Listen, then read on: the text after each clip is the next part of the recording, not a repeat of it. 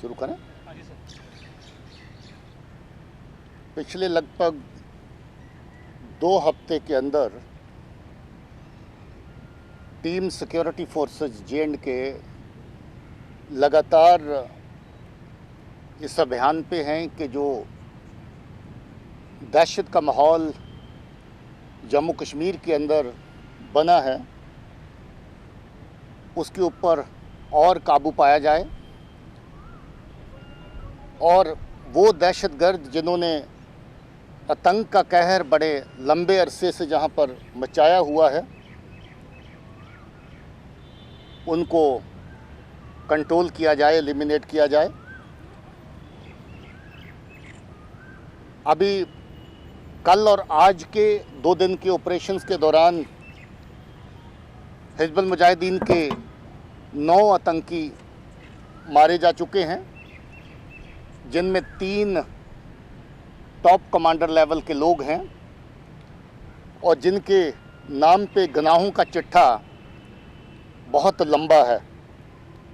दर्जनों बेगुनाह लोगों का कत्ल, सिक्योरिटी फोर्सेस और पुलिस के ऊपर हमले, लोगों को डराना धमकाना, ज़बरदस्ती लोगों के घरों में घुसना, इस तरह की बहुत सारी इल्ज़ामात की फ़हरिस्त उनके ख़िलाफ़ है, जिसके चलते मैं जो समझता हूँ कि उस खित्ते में ख़ास तौर पे साउथ कश्मीर में जहाँ पर जो ऑपरेशंस हुए हैं लोगों को काफ़ी हद तक राहत मिलेगी।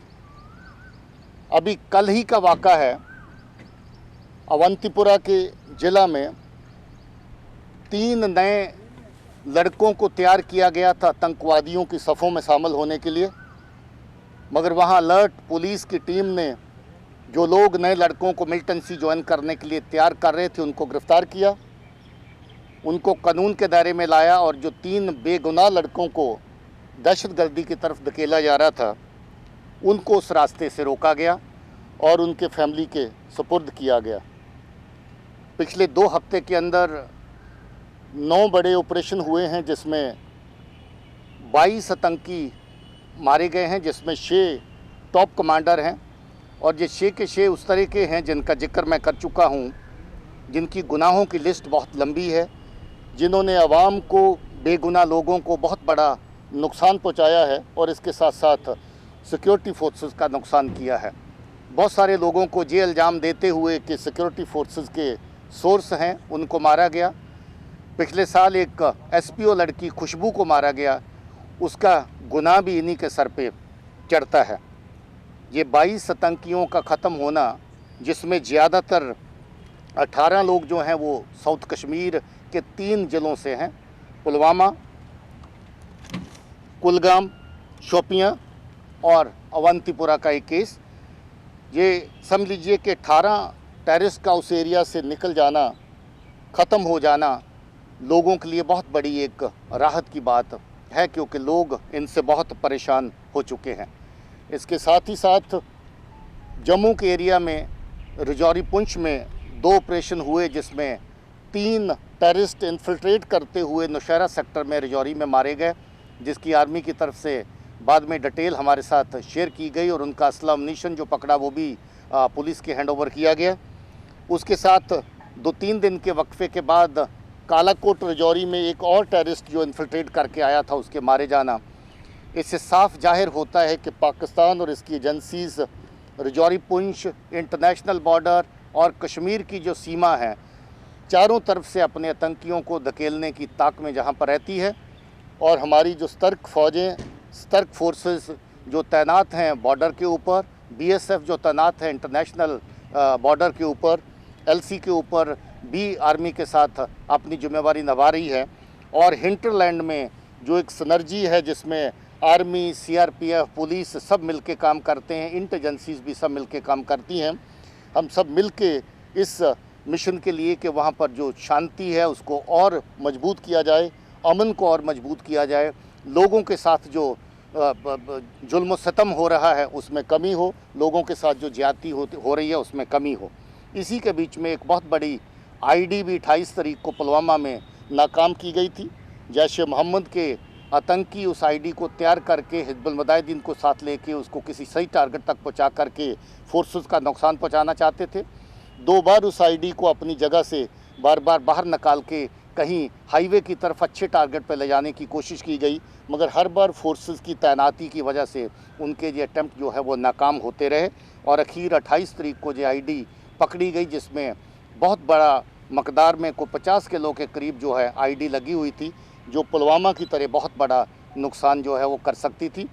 उसमें जो शामिल आतंकी जो फ़ौजी भाई, जिसको इदरिस भी कहते हैं, अब्दुल रहमान भाई भी कहते हैं, वो फ़ौजी जो इस आईडी को बनाने में और हिजबुल मुजाहिदीन के साथ शामिल था, इस आईडी को ले जा कर के फोर्सेस के ख़िलाफ़ इस्तेमाल करने के लिए, जिससे पहले इसको नाकाम कर दिया गया, वो भी पहले एक ऑपरेशन में मारा जा चुका है। तो मैं समझता हूँ कि इसके साथ जो टीम सिक्योरिटी हमारी जो काम कर रही है ग्राउंड के ऊपर, उनको हमारी तरफ से कम्प्लीमेंट्स के सब मिल कर के बहुत अच्छा काम कर रहे हैं। लॉ एंड ऑर्डर के फ्रंट के ऊपर बहुत अच्छी हैंडलिंग चल रही है, कोई मेजर लॉ एंड ऑर्डर का इंसिडेंट नहीं हुआ है। मगर इसके साथ ही मैं ये चीज़ बता देना चाहता हूँ कि अभी भी जो पाकिस्तान की कोशिशें इन्फिल्ट्रेशन के लिए जारी हैं, उसके लिए हमारी बॉर्डर की ग्रिड को और सतर्क रहना होगा। आईडीज़ के बारे में अभी भी रिपोर्ट्स हैं कि जैश मोहम्मद के आतंकी, जिनको पाकिस्तान की एजेंसियाँ डायरेक्टली वहाँ से चलाती हैं, वो अभी भी आईडीज़ बनाने में और उनको इस्तेमाल करने में जुटे हुए हैं। हम लोग सब जगह पे अपनी फोर्सेस को, अपने यूनिट्स को अलर्ट करके चल रहे हैं और हमारी ये कोशिश रहेगी कि आने वाले टाइम में भी ऐसी किसी नापाक हरकत को नाकाम किया जाए। जी सर, एक बड़ी कामयाबी आपको मिली है आतंकवाद की, आपने कमर तोड़ के रख दी है। क्या ये माना जाए कि आने वाले और दिनों में जम्मू कश्मीर आतंकवाद मुक्त होगा? जी देखिए, कोशिश हमारी उसी दिशा में है। हमारी दो तरफा कोशिश है। एक तो बॉर्डर के ऊपर जो इन्फिल्ट्रेशन हो रही है, उसको जिस हद तक संभव हो उसको चेक किया जाए। फिर भी अगर जो कामयाब कुछ इन्फिल्ट्रेशन हो जाती है, उसको हिंटरलैंड के अंदर उसका मुकाबला किया जाए। और साथ ही साथ नौजवान बच्चे जिनको वर्गला करके पाकिस्तान के सोशल मीडिया प्लेटफॉर्म्स और उनके जो जहाँ पर हैंडलर्स कश्मीर के अंदर हैं, प्रॉक्सीज उनके जो जहाँ पर हैं, वो नए बच्चों को वर्गला करके मिलिटेंसी की तरफ जोड़ने की कोशिश करते हैं। हमारी ये कोशिश है कि हम उनको मिलिटेंसी के रास्ते पे ना जाने दें। इसकी मिसाल अभी मैंने आपको दी कि अभी कल ही 3 बच्चों का जो ग्रुप जो मिलिटेंसी ज्वाइन करने वाला था, उसको अवंतीपुर पुलिस ने उस रास्ते से रोका और माँ बाप के हवाले किया। बर्फबारी पिघलने के साथ ही घुसपैठ की कोशिशों में हम देख रहे हैं कि इजाफा हुआ है।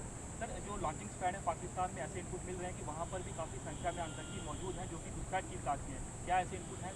जी बिल्कुल सही बात है। ये पहली बार है काफ़ी अरसे के बाद कि सर्दी के दौरान भी काफ़ी लॉन्च पैड जो पाकिस्तान की आर्मी मेंटेन करती है वो इस वक्त एक्टिव रहे और वहाँ पर उनको वाइंड अप करने की कार्रवाई इस बार नहीं हुई।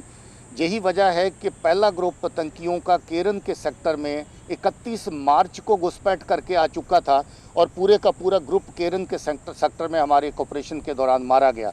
एक भी दिन और बर्फ़ पिघलने का इंतज़ार भी नहीं किया और एक दिन जाया भी नहीं किया। जो ही माहौल ऐसा बना, उन्होंने आतंकवादियों को इस तरफ भेजने की कोशिश करी और हमारी फोर्सेस ने उनके इस अटेम्प्ट को नाकाम किया और जो आतंकियों का ग्रुप इस तरफ भेजा गया था, उनको वहाँ पर एलिमिनेट किया। सर, एक चीज़ देखी गई है, गिरफ्तार किया गया है। कोई 240 के करीब ऐसे OGW हैं जो इनके पूरी की पूरी सपोर्ट में, लॉ एंड ऑर्डर को इंस्टिगेट करने में, ऑपरेशन के दौरान इनका साथ देने में, इनकी हाइडआउट्स तैयार करने में मदद करते हैं। 240 के करीब ऐसे जो लोग हैं उनको भी कानून के दायरे में लाया गया है और उसमें कुछ लोग PSA में भी बुक किए गए हैं। सर, ये जो TRF हुआ है, कोरोना वायरस का सामना आप कर रहे हैं, क्योंकि एक अहम चुनौती आपके लिए है कि जवानों को बचाना, अधिकारियों को बचाना, क्योंकि हम देख रहे हैं कि नाकों पर तब से ही वो 3 महीने से हैं कि लोग लॉकडाउन का पालन करें। आतंकवाद का कैसे दोहरी चुनौती से सामना कर रहे हैं और कैसे निपट रहे हैं? देखिए, मैं अपने जवान को, अपने ऑफिसर को जो ज़मीन पे काम कर रहा है, मैं सल्यूट करता हूँ। उसका अज़म, उसका इरादा, उसकी डेडिकेशन, कमिटमेंट बहुत स्ट्रॉन्ग है। हम लोग जब जब भी चुनौतियाँ सामने आई हैं हमारे समाज के लिए, सिविल सोसाइटी के लिए, कम्युनिटी के लिए, हम हर तरह से डट के खड़े होते हैं। मुझे खुशी है कि पुलिस का जवान सिविल अथॉरिटीज़ के साथ, हेल्थ अथॉरिटीज़ के साथ डट के इस कोविड-19 की चुनौती का भी मुकाबला कर रहा है। बावजूद इसके कि काफ़ी बड़ी तादाद में हमारे पुलिस के कर्मी भी संक्रमित हुए हैं, वो भी पॉजिटिव आए हैं, मगर हमारा काम ऐसा है कि हम उससे पीछे नहीं हट सकते। और दूसरी खुशी की बात है कि पुलिस के जितने भी लोग अभी तक पॉजिटिव टेस्ट हुए भी, वो लगभग सारे के सारे रिकवर कर गए हैं और रिकवर करते जा रहे हैं। तो वो लोगों का हम खास ख्याल रखते हैं। हमारे अपने क्वारंटाइन सेंटर भी हमने बनाए ताकि उनको वहाँ पर अच्छी सुविधा, अच्छा इंतज़ाम दिया जाए। ट्रेनिंग सेंटर्स के अंदर हमने क्वारंटाइन सेंटर बनाए हैं। हमने हर तरह का उस सामान जो हमारे जवान को, ऑफिसर को ग्राउंड पे काम करने के लिए ज़रूरत है, चाहे मास्क पहनने का हो, चाहे ऊपर से बॉडी कवर पहनने का हो, सब तरह की चीज़ें जो हमने उसका अरेंजमेंट टाइम रहते कर लिया था। हर ज़िले में, हर यूनिट के अंदर एडिक्वेट जो प्रिवेंटिव गियर है वो हमारे पास अवेलेबल हैं। मगर मैं शाबाशी देना चाहता हूँ अपनी फ़ोर्स के जवानों को, अफसरों को, कि वो इस चुनौती के ऊपर, इस चैलेंज के ऊपर पूरा उतर रहे हैं। और उम्मीद करता हूँ कि इसी तरीके से डट के अपने एहतियात करते हुए, जो हेल्थ प्रोटोकॉल्स हैं उनको फॉलो करते हुए इस चुनौती का सामना भी करते रहेंगे। मगर साथ ही साथ जो लॉ एंड ऑर्डर की और सिक्योरिटी की सिचुएशन है उसमें भी किसी तरह की कोई कमी नहीं छोड़ेंगे, क्योंकि अभी भी जो दुश्मन है उसकी तरफ से अलग अलग तरह के हथकंडे तरीके अपनाए जा रहे हैं कि फोर्सेस को, पुलिस को नुकसान पहुंचाया जाए। और ये कोशिशें अभी तक नाकाम हुई है। इसमें पब्लिक ने बहुत हद तक कोऑपरेट किया है। सिक्योरिटी फोर्सेस का तालमेल, ख़ासतौर पे आर्मी के हमारे जो लोकल यूनिट्स हैं और हमारे जो सीआरपी के लोकल यूनिट्स हैं, इसके अलावा जो लैंड ऑर्डर ग्रिड में हमारे जो बीएसएफ, आईटीबीपी, सीआईएसएफ, एसएसबी सभी लोग हैं जिन्होंने मिल कर के इसमें कंट्रीब्यूट कर रहे हैं, और उनकी कंट्रीब्यूशन के लिए मैं उनको शुक्रिया कहना चाहता हूं। बाकी आर्मी, सीआरपी तो हर दिन, हर रोज़, हर रात हमारे साथ जो हमारे काउंटर इंसर्जेंसी ऑपरेशन चल रहे हैं उसमें हमारे साथ हैं, और हम लोग एक पुख्ता टीम की तरह चल रहे हैं। और मुझे उम्मीद है कि ये टीम का जो वर्किंग है इसके चलते और अच्छे रिजल्ट मिलते रहेंगे, और हम और जो चुनौतियां इस तरह की सामने आ रही हैं उनका सामना कर जम्मू पाएंगे। के कंपैरिजन में कश्मीर की जो